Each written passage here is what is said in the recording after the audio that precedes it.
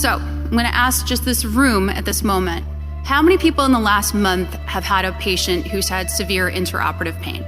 Previously, on the Retrievals. Okay. So this is not rare. We have a group of experts in the room who clearly are experiencing this on a daily basis, and we're just beginning to talk about it. I mean, even the sight of the logo made me angry. Walking the hall made me angry. I couldn't believe I had to be there. I couldn't believe I was back. The mental health complications, I have women who are still having suicidal ideations years later. Their birthdays of their children become nightmares. The impact is so severe. From Serial Productions and the New York Times, this is the Retrievals Season 2, The C-Sections. I'm Susan Burton.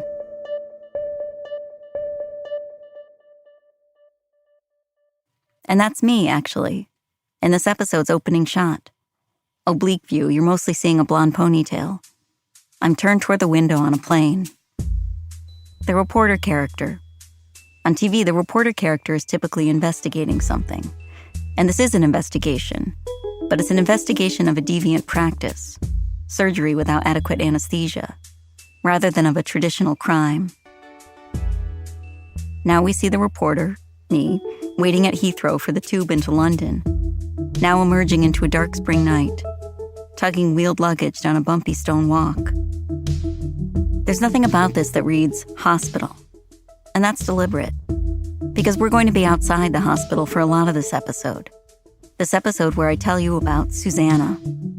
And what is spectacularly interesting here we go. So what's interesting here is that... Cut to a hotel room where Susanna Stanford and I are meeting in person for the first time.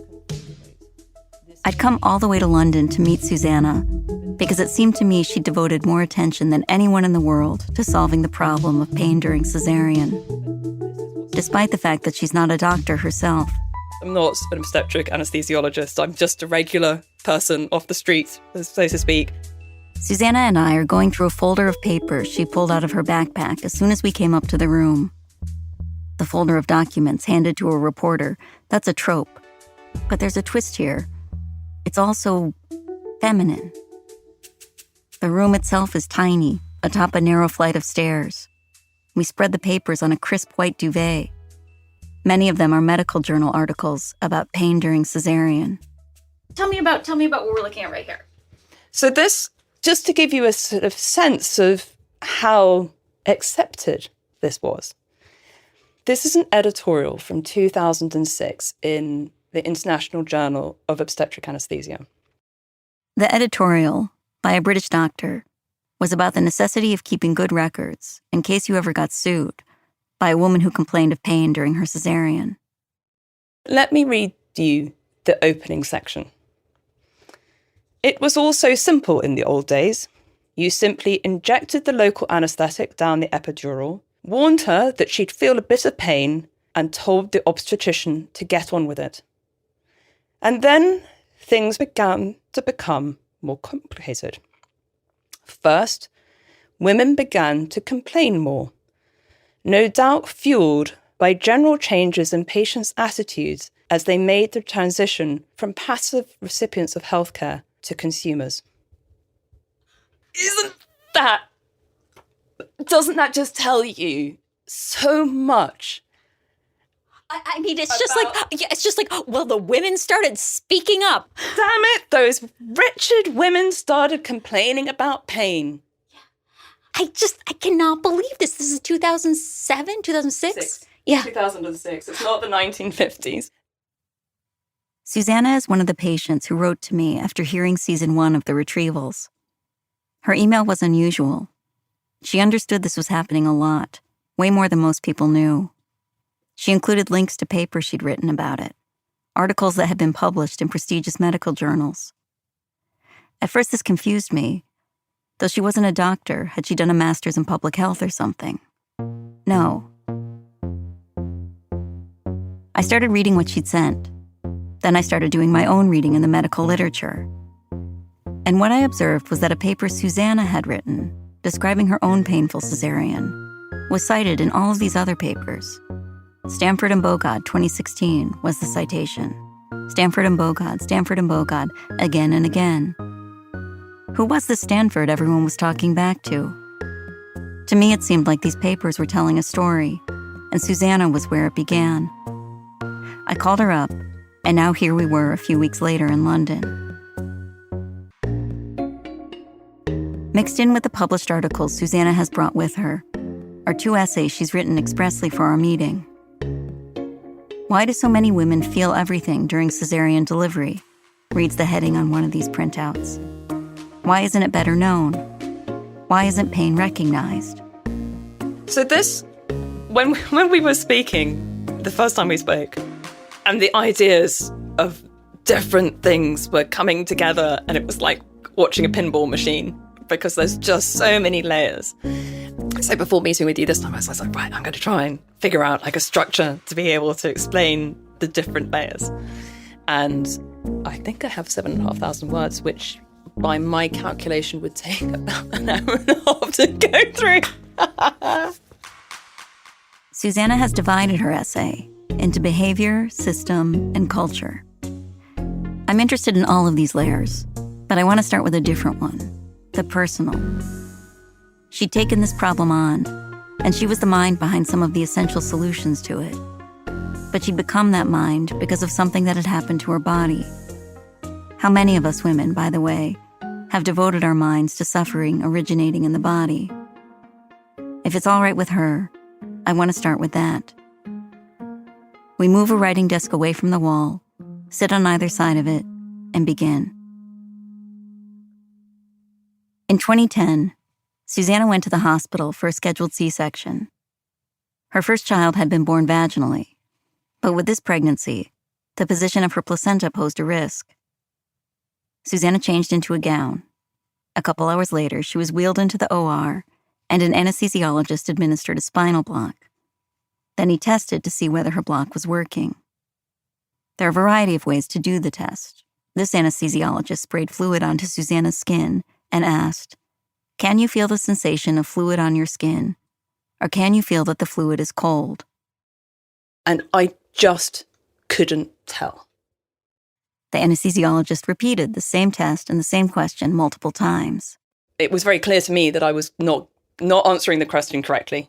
And I'm the sort of person who likes to answer questions correctly. Susanna was lying on a table, looking up at the anesthesiologist. She was aware the room was full of people who were waiting to begin. She felt embarrassed by the amount of time she seemed to be wasting. The anesthesiologist asked again if Susanna was ready. This time she said yes. And I knew I had given the wrong answer when I felt the first incision. And that felt like I was a beanbag being opened up. Susanna stopped the surgery 3 times. Initially, I was offered Entonox for what the anesthesiologist referred to as my anxiety. And I remember being outraged by that. And I emphasized that I really could feel. Then the anesthesiologist administered an opioid, which did nothing. And I was apologizing profusely for kind of inconveniencing them by asking them to stop. I'm so sorry. I mean, it's entirely crazy. And I couldn't, it took me years to understand that this was just everything in my system geared towards placating them. It was a survival response. The anesthesiologist did offer Susanna a general anesthetic. But he said it was possible to give me one if I felt that the pain was too much. And the way that it was worded made me feel like I was expected to cope and to manage the pain. So I tried. Susanna gripped her husband's hand. She told him, "Do not break eye contact." She'd gone into this surgery expecting to see her son born, and she was holding on for that. But the pain was so much more than normal labor. The pain was indescribable. Finally, Susanna's son was delivered. But then something that felt like a blunt instrument was being run round inside me, and I just couldn't cope. And my eyes shot, clicked straight to the anesthesiologist over me, and he said, it's going to be another 20 minutes. And I asked for the general because I couldn't take it anymore. And when I opened my eyes, my husband, bless him, had sat himself right where I would see him straight away. And he was holding the baby in his arms. And I think the only thought that was in my head was that we were both alive. 3 days later, Susanna left the hospital without any acknowledgement of her suffering or an explanation for what had gone wrong. So when the community midwife came to visit me, I tried to say something about, the operation had been a bit traumatic. And she went, oh, never mind, dear, the baby's all right, that's all that matters. And then at my 6-week check with my doctor and the family doctor, I'm sitting there, I'm filling out a questionnaire, a postnatal depression questionnaire, and I literally went down it thinking, it's asking me the wrong questions. This isn't what's wrong with me. So by then, I'm aware that something really feels wrong with me, but those aren't the questions, because I knew I wasn't okay. There seemed to be no precedent for Susanna's experience, no tool to address it. She wondered if the fault lay with her, if, because she'd said she was ready to begin, she was responsible for her pain during surgery. The change in Susanna was apparent to those around her. Mommy, after Tristan was born, you were really ill, her older son, then 3, said to her one day. They were holding hands walking down the stairs. But you're okay now. Susanna wasn't. She'd just gotten better at masking it. She felt numb, disconnected, and when Tristan was 10 months old, she went back to see her family doctor. So I go back and I say that I'm having flashbacks, I'm finding it difficult to re-engage with life, and that I just want to know what's gone on. And I said the anesthesia hadn't worked, and she looked really perplexed. And she turned and she looks at her screen, she brings up my records. And over her shoulder, I can see the discharge note. Routine cesarean, regional. These notes did not reflect that Susanna's block had not worked, that she'd been in pain, that she'd ultimately been given general anesthesia. Susanna's doctor wrote to the hospital, and in return she received a letter that said Susanna had been conscious and apparently comfortable during her son's delivery. I mean, conscious was it was obviously binary, and I was awake at the time he was delivered, but comfortable, no way. And they knew, the anesthesiologist knew I wasn't comfortable. They were like, who are we kidding? Another exchange of notes ensued. I didn't want the hospital to think we could be so easily dismissed. So although I wasn't going to sue them, there was a bit of me that went, well, how dare you? This time the anesthesiologist himself replied. So he said, I'm sorry to hear that there were questions that remain unanswered. And there was an invitation to go in to discuss events with him. But my response to reading that letter was to be physically sick. And I decided against that. Susanna felt she'd come to the end of the line with the hospital. And the funny thing is, the great irony, is that was the best thing that happened. Because had they been honest, I would have walked away. And instead, everything else as follows.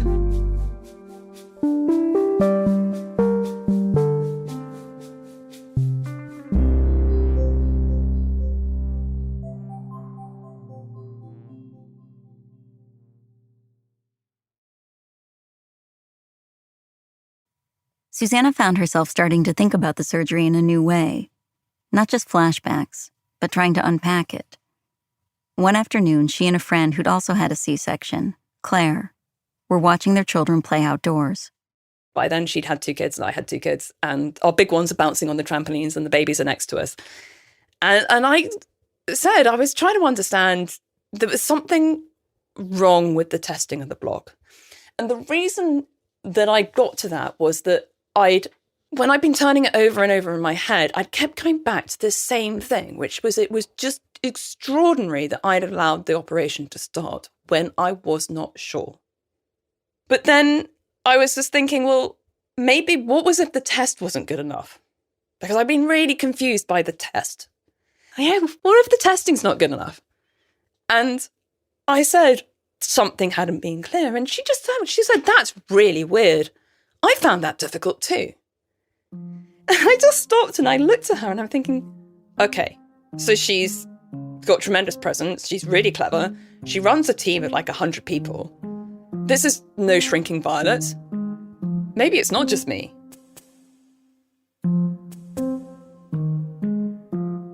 Before this conversation, Susanna had thought she had only two options. One, to sue the hospital, which she wasn't going to do, and two, to move on. In the weeks that followed, she began to see a third path. She could make sure this didn't happen to others. There was a distinct moment when I just thought that if it had happened to me, it had happened for a reason, because somehow I could take it on. If the question of the story is how do you solve a problem, this moment is as important as any insight Susanna would have or action she would take down the line. To attempt something this big, you need a swell of conviction. In the beginning, knowing you are meant to do this is more important than knowing how. And at first, Susanna didn't. But she also knew she was well suited to this. She was intellectually confident and somewhat of a contrarian. At 15, she'd been asked to leave her highly academic girls' school. She was dyslexic, not up to their standard. This stung, but also accelerated her development as an independent thinker. In college, she'd studied psychology, and in the years since, she'd done a variety of work, most recently as a wedding photographer. She believed that she could find answers to anything she wanted to learn.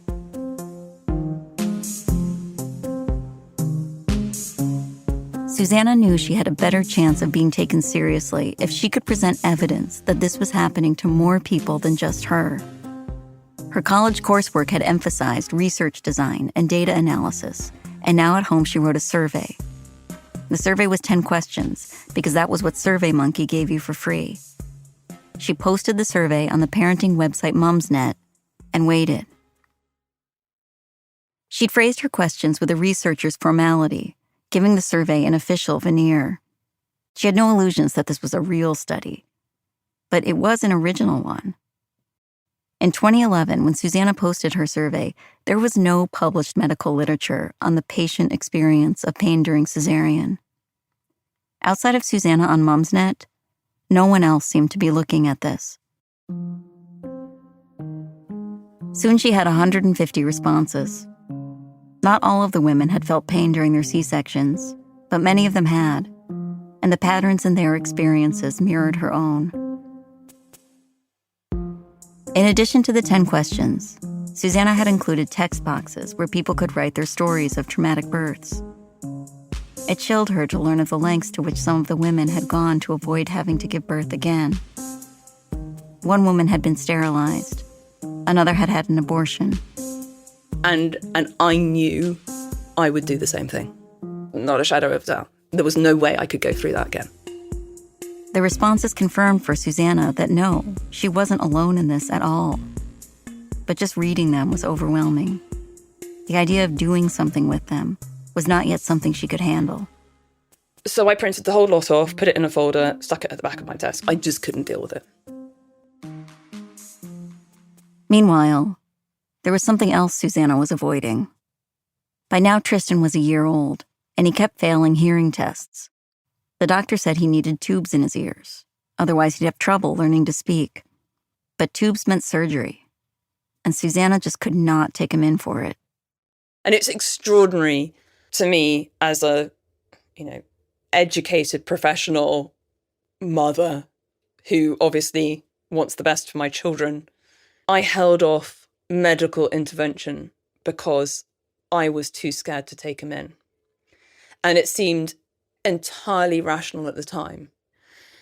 And it got to 21 months. And suddenly I had this moment where I realized if I, rather than having the shoes in my hand saying, come and get your shoes on, if I put the shoes behind my hand and wasn't looking at him, he didn't know what I was saying. He couldn't understand a word I was saying unless he could see my face. And he was 21 months and he had no speech. Frightened, Susanna called a family friend who was a doctor. He referred her to a specialist who, he reassured Susanna, never worked with the anesthesiologist from Susanna's C-section, which had been part of her fear, that it would be the same man again. And Tristan had the surgery, and he started talking 10 days later. Wow. But, maternal guilt is awful. Well, that's what I was going to ask you about. I mean, how do you manage not beating yourself up over that? That must have been a whole process. Which went on for years, because then his writing reflected the fact that he had lost so much speech as an infant. So he and I dealt with the consequences for a very long time. Tristan turned 2.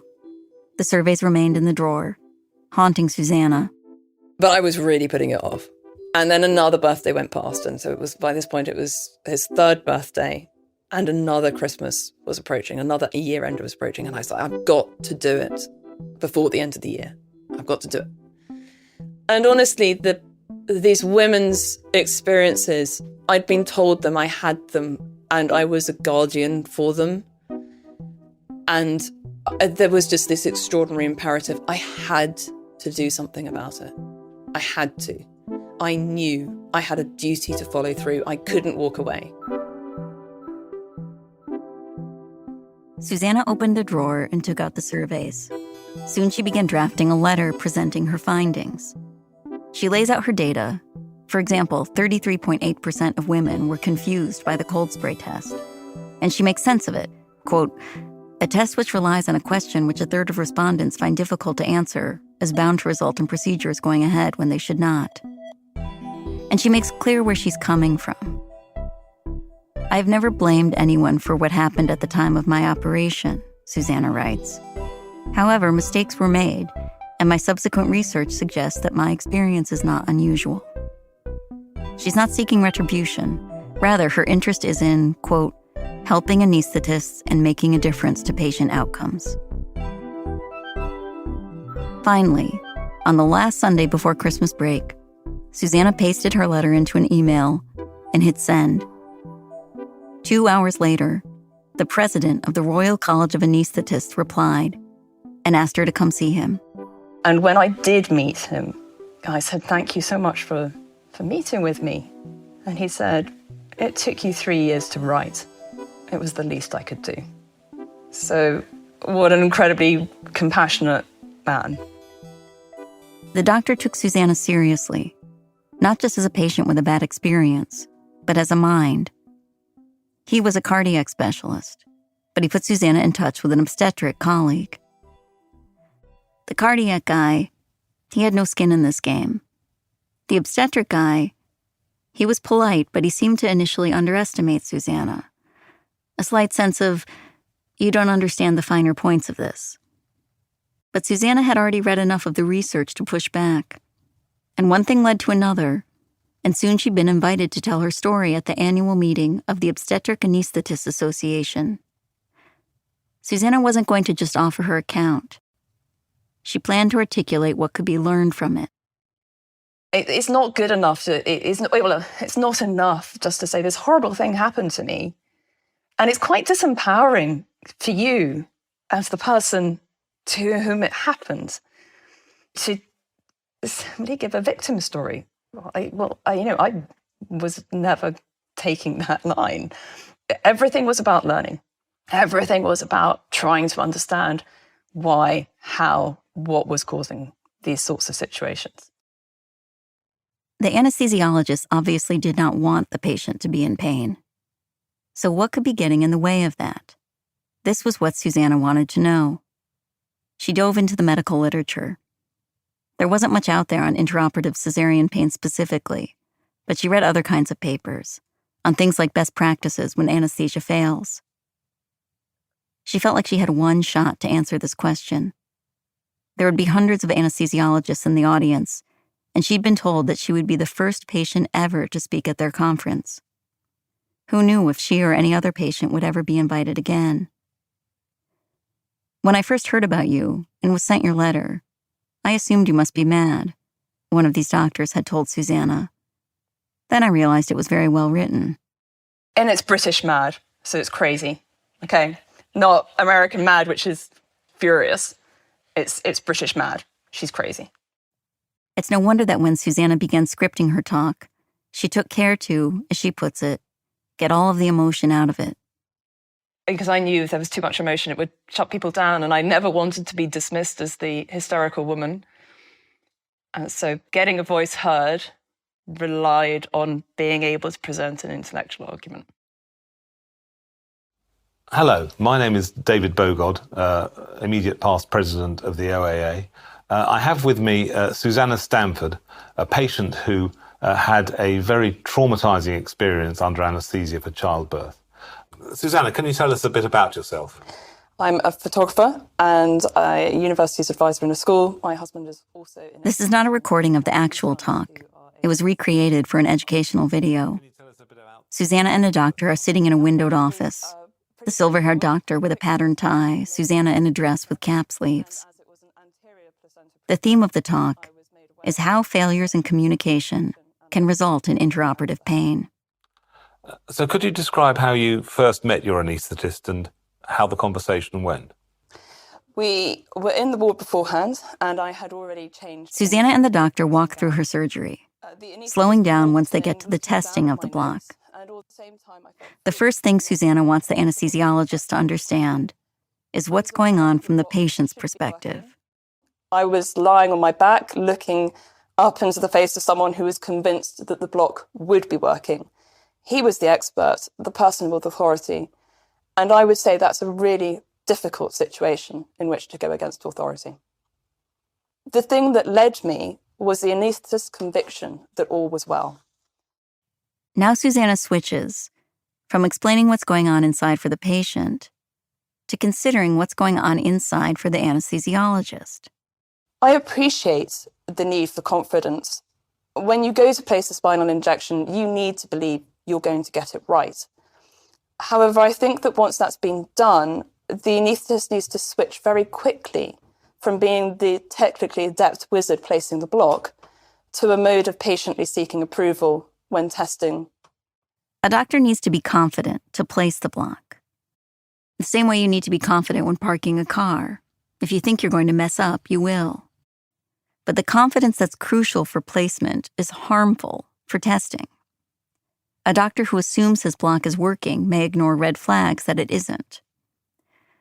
When Susanna first told me about this, I was like, wait, just tell me how at this very first talk you'd already arrived at this understanding.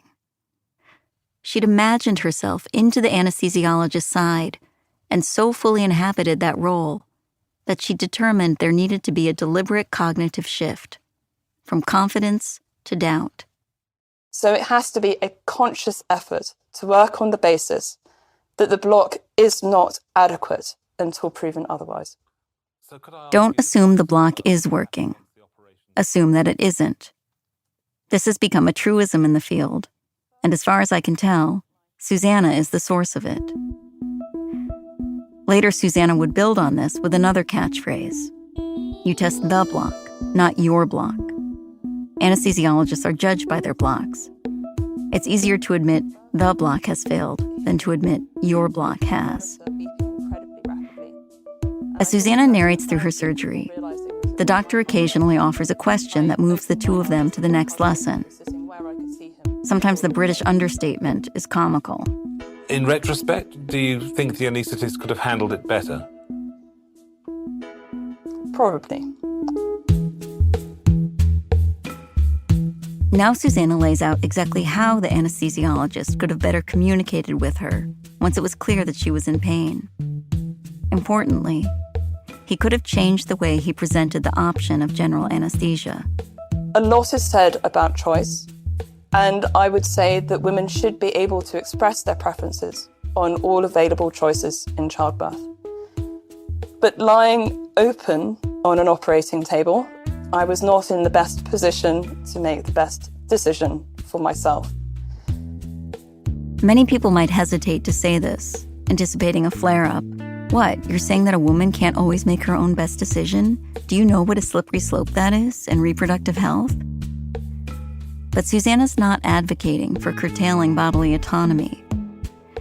If you feel the pain of major surgery, physiologically you experience that as life-threatening. The stress response can shut down your ability to make decisions. In that case, the doctors need not to stand there while you writhe. The doctors can't decide for you, but they need to help you decide.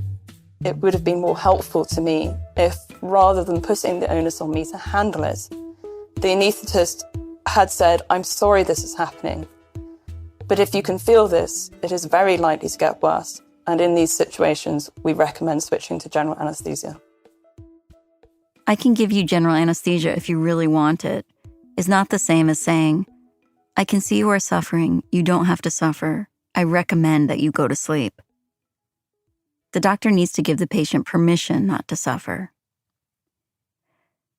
At the time of the talk, the fear of general anesthesia wasn't really on Susanna's radar. And even when she learned of it, it was never at the center of what she addressed. Basically, it seemed clear to her that these days general was safe, and that the messaging around it needed reframing. The Susanna of the video looks down at the notes in her lap. She summarizes her lessons and winds up with a broadly applicable one. To not be believed is to add insult to injury. Susanna Stanford, on behalf of the OAA, thank you so much for sharing your story with us. Thank you. The presence of the doctor, it's a little paternalistic, as if a patient experience must be filtered through an authority in order to have authority. But at the same time, it reflects Susanna's collaborative approach. Susanna gets it, one doctor told me. She's supporting us, not battling us. That first talk was in 2015. After that, Susanna gradually went from patient to expert, traveling to give talks, joining steering groups and national committees.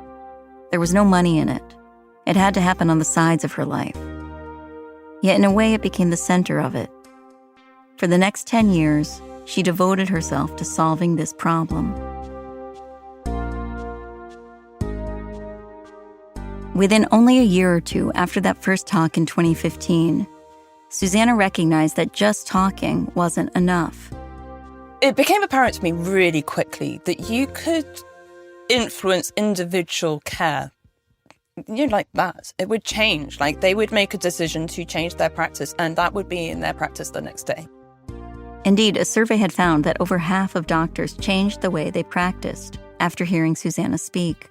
But I was recognizing that I felt that there was system change that you needed, and that's just a completely different ballgame.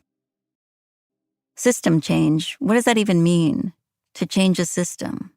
It's abstract, it's academic. One way to understand it is to use an analogy from tech. Susanna had solutions, but she had to scale them to reach more people. She couldn't talk to every doctor personally. How could she scale her solutions? Susanna thought about this for a while, and eventually what she arrived on was guidelines. As far as she could tell, there were no national guidelines for managing intraoperative pain during cesarean. Seemingly none, anywhere. If there were guidelines, that would change the system, right? Could there be guidelines? Susanna put the question to a senior anesthesiologist. And it was just an outright no. That would be impossible to make happen. Predictably, some of the reluctance was around having a standard that would make it easier for patients to sue. Just as much of it was about not wanting to be told what to do. But Susanna kept at it, and eventually people agreed. Guidelines, let's do it. A group was formed. Their first meeting was in December 2017. But from the start, the work was slow. In the literature, there was a lack of consensus on a lot of this. Doctors like to build evidence. Some members of the group feared going forward without perfect evidence. Susanna feared waiting for it. Because I was always kind of running a tally of how many women could have been harmed. And I was thinking, but these women, like they're going past, and I'm not acting fast enough for them, and I need the organisation to help me out here and act fast enough for them, and this isn't happening. As the process of researching and writing the guidelines dragged on, 1 year, and then another, and then 3, and still no published guidelines, Susanna grew frustrated. And then someone showed her a study she'd never seen before, an older one about lawsuits, including those brought by patients whose anesthesia failed during cesarean. What it showed Susanna was that doctors had known, for years, that this was causing patients serious harm. Enough that they'd been suing about it. They had known. She says it felt like a betrayal. When I started raising concerns, I very much felt like I was the first person to be raising this. And I was absolutely allowed to feel that this was quite new to them. And it wasn't new to them at all. Eventually, someone else pointed Susanna to another document, this one published in 2012 by the Royal College of Anaesthetists, that established it was acceptable for up to 20% of patients who had emergency C-sections to experience pain. Not like 20%, that was our number last year. Jesus, we need to do better. Just 20% is a reasonable expectation for the number of patients who will feel this surgery. How's that for perfect evidence?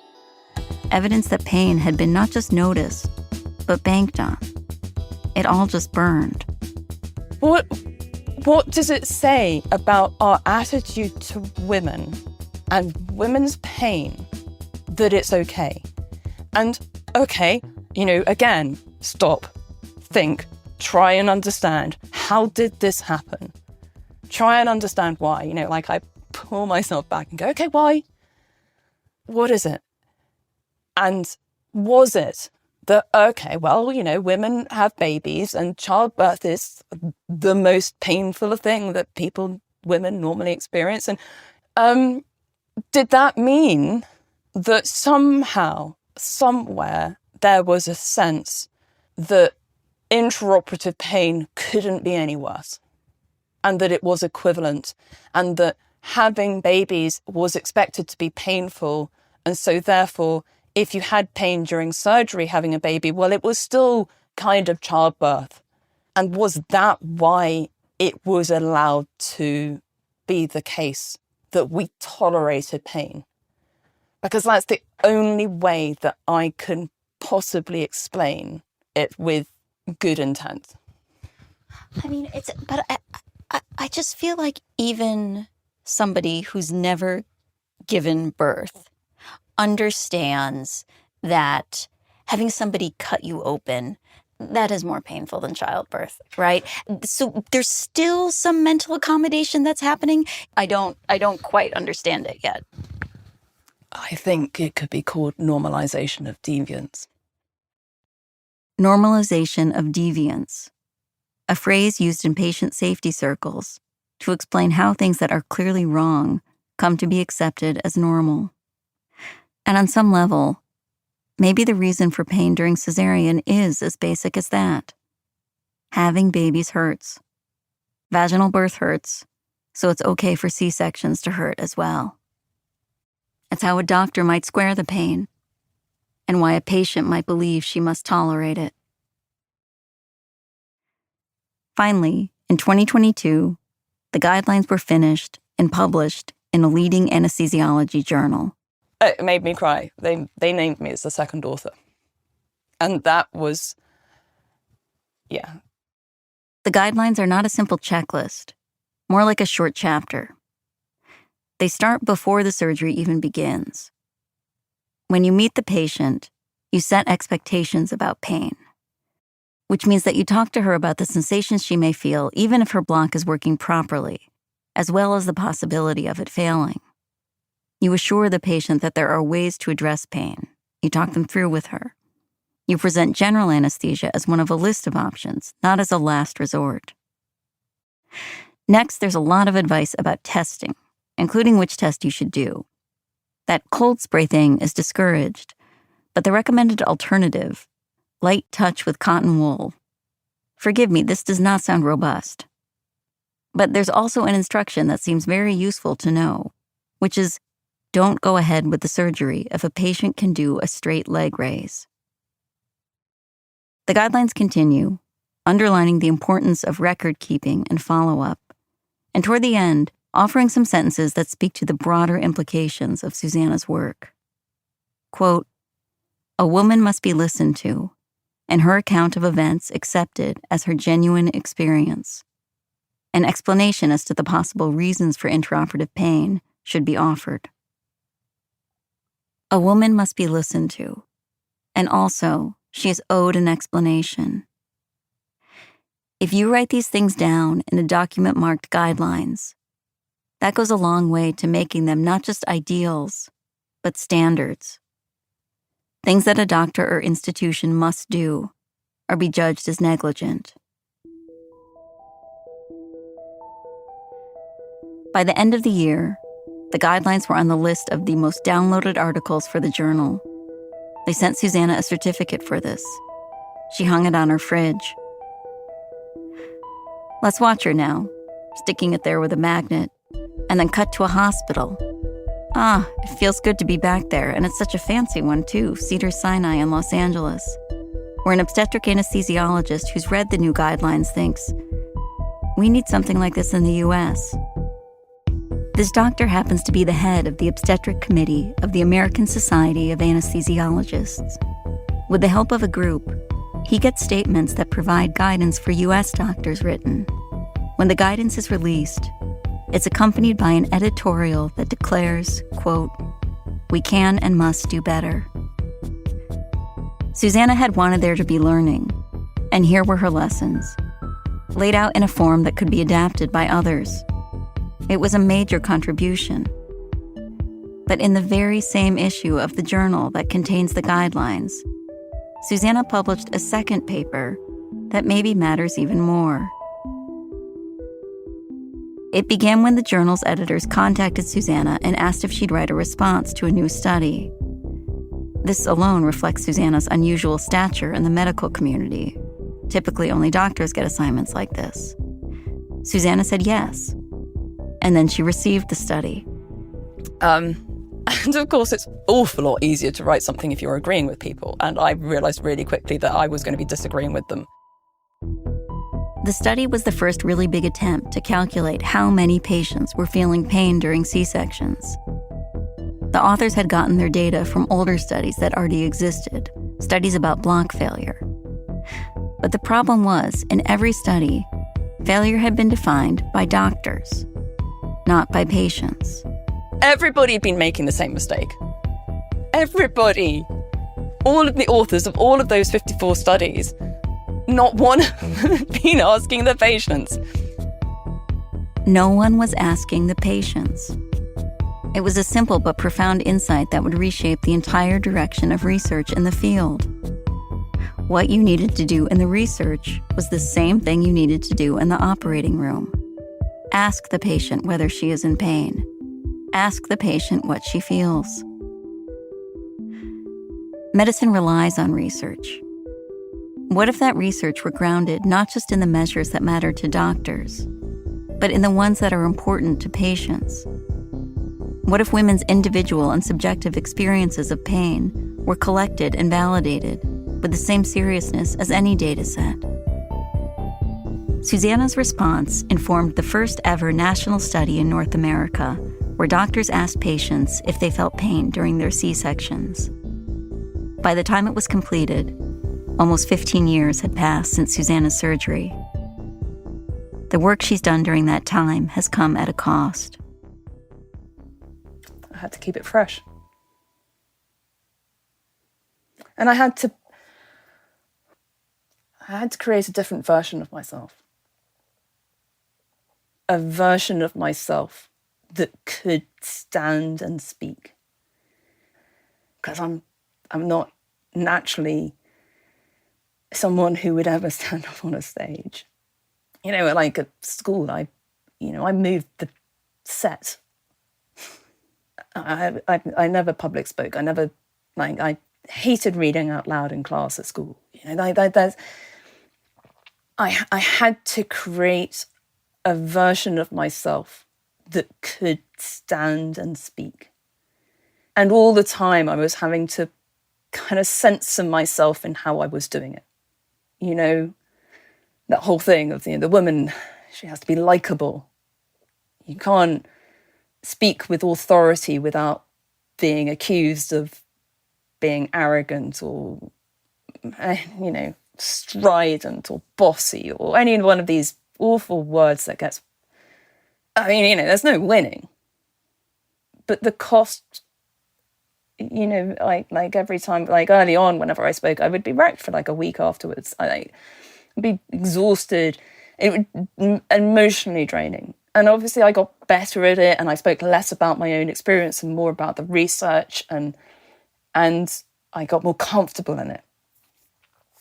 But you know what? Every time I speak, I still start with the story. I still start with 3 minutes of what happened with me. And I keep that to a script because it's not active recall. And while it's on a script, it protects, that is protective. But the reality is that I have kept this live and I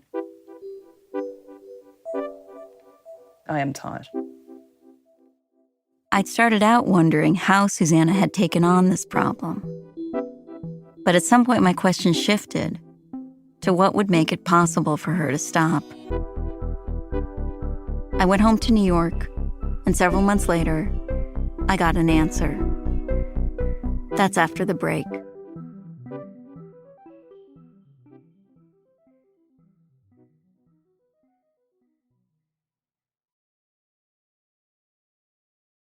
It was the weekend of another conference, this one called the Elevate Summit. A few dozen people gathering in Pittsburgh and online to talk about patient-centered approaches to pain during cesarean.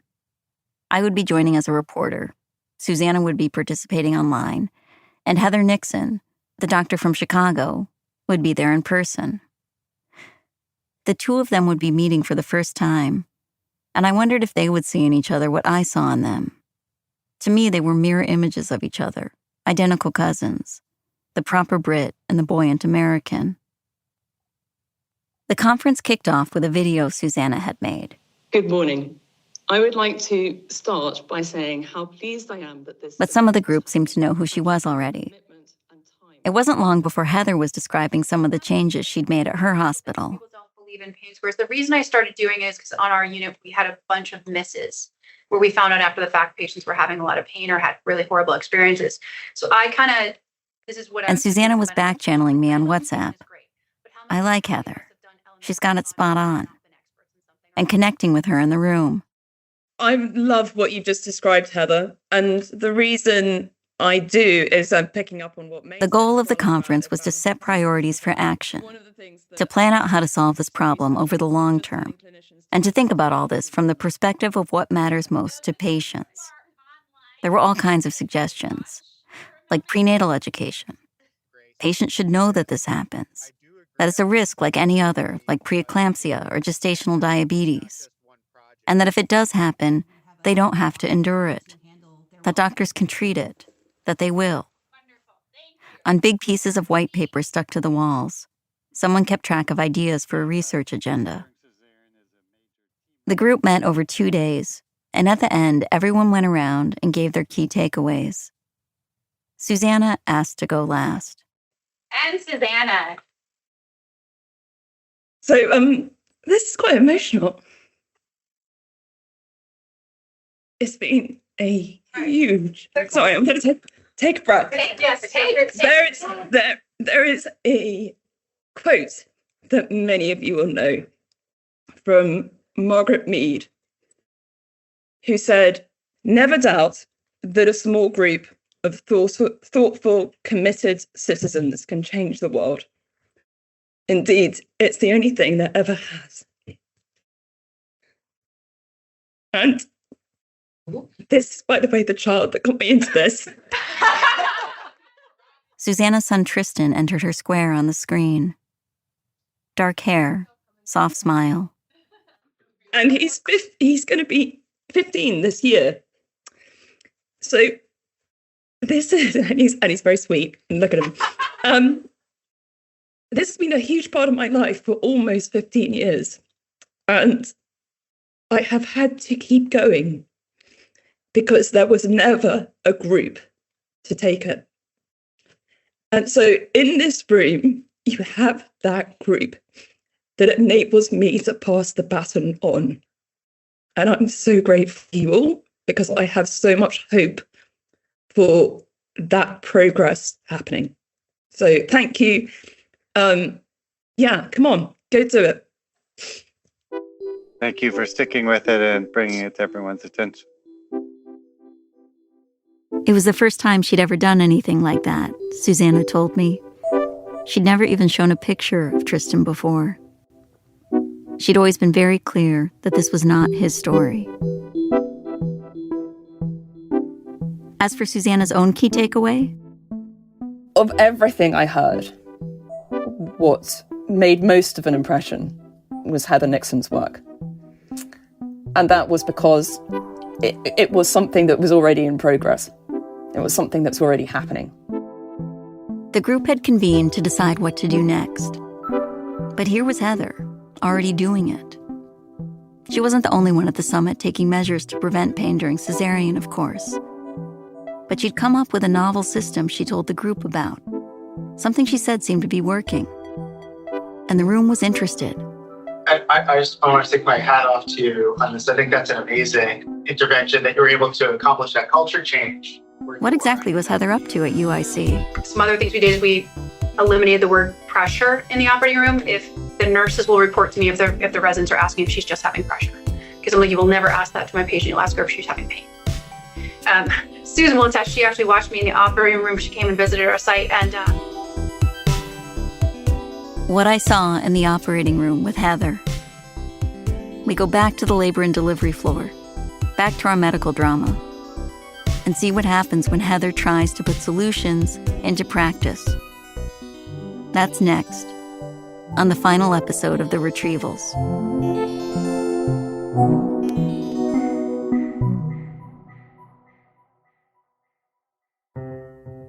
The Retrievals is written and reported by me, Susan Burton, and produced by me, Julie Snyder, and Ben Phelan. Julie edited the series. Ben did research and fact-checking. Be sure to sign up for our newsletter, where each week we'll share more reporting from the show, listener stories, and reading lists. Go to nytimes.com/serial newsletter. Music supervision, sound design, and mixing by Phoebe Wang. Original music by Dan Powell, Fritz Myers, and Nick Thorburn. Additional music in this episode by Marian Lozano. Carla Pallone composed our theme song, and it was remixed by Dan Powell. Additional production by Mac Miller. Additional mixing by Katherine Anderson. Editing help on this episode from Jessica Weisberg and Jen Guerra. Our standards editor is Susan Wessling. Legal review from Dana Green. The art for our show comes from Pablo Delcon and Eric Tanner. The supervising producer for Serial Productions is Inde Chubu. Additional producing comes from Mahima Chablani, Jeffrey Miranda, and Corey Beach at The New York Times. And Sam Dolnick is deputy managing editor of The New York Times. The conference Susanna and Heather attended, the Elevate Summit, was co-chaired by Grace Lim. A report on the summit's recommendations for patient-centered anesthesia care for cesarean is available online. Rachel Summerstein is the summit participant who suggested educating patients that pain during cesarean is a risk like any other. She is the author of Invisible Labor, The Untold Story of the Cesarean Section. The educational video in which Susanna appears is used courtesy of the Obstetric Anesthetists Association. The guidelines Susanna worked on, the Obstetric Anesthetists Association guidelines, were published in the May 2022 issue of the journal Anesthesia. The U.S. statements on pain during cesarean are available on the website of the American Society of Anesthesiologists. The committee that wrote them was chaired by Mark Zakowski. Special thanks to David Bogod, Pierre Catoni, Lee Riffeter, Isaac Jones, Jasmine Brown, Mark Newman, Felicity Platt, Annie Hunninger, Alex Butwick, and Neve Hayes. The Retrievals is a production of Serial Productions and The New York Times.